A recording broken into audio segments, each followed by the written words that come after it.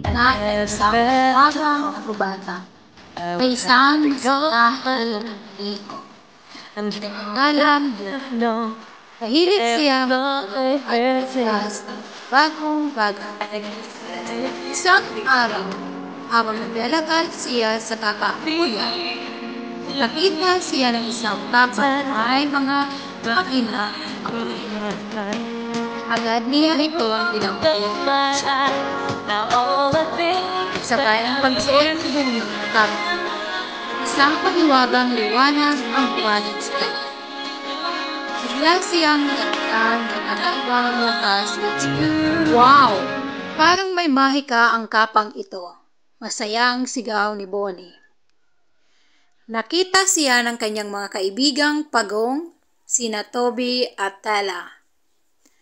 Kasama ang isang ibong nagangalang Pep.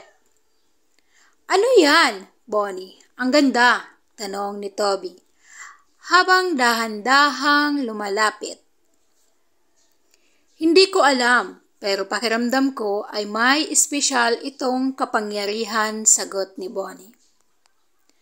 Bigla nilang napansin na ang mga bituin sa kapa ay kumikislap ng mas maliwanag.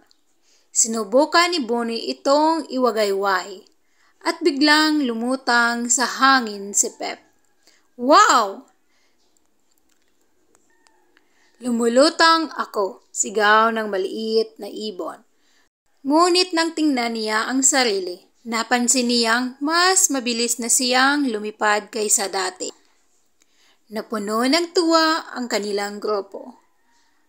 At napagtanto nila ang kapa ay may kakayahang magbigay ng kakaibang talento sa kung sino man ang magsuot nito. Sinubukan ito ni Toby at agad siyang naging mabilis sa paglalakad. Halos kasing bilis na ng isang kuneho. Nagsubukan naman ito ni Tela.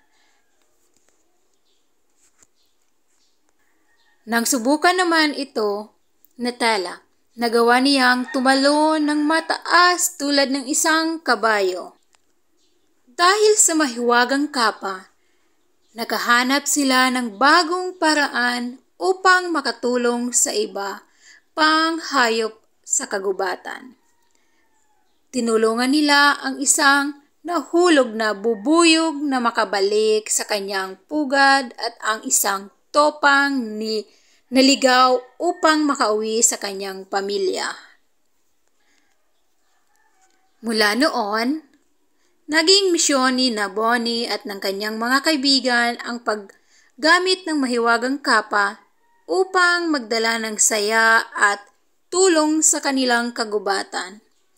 At sa bawat pagtulong nila, lalong kumikinang ang kapa na Tela nagpapahiwatig na ang tunay na mahika ay nasa kabutihang loob ng isang tunay na kaibigan. Ang mahiwagang kapa ni Bonnie. Bye-bye guys! Don't forget to follow and like and subscribe for more videos.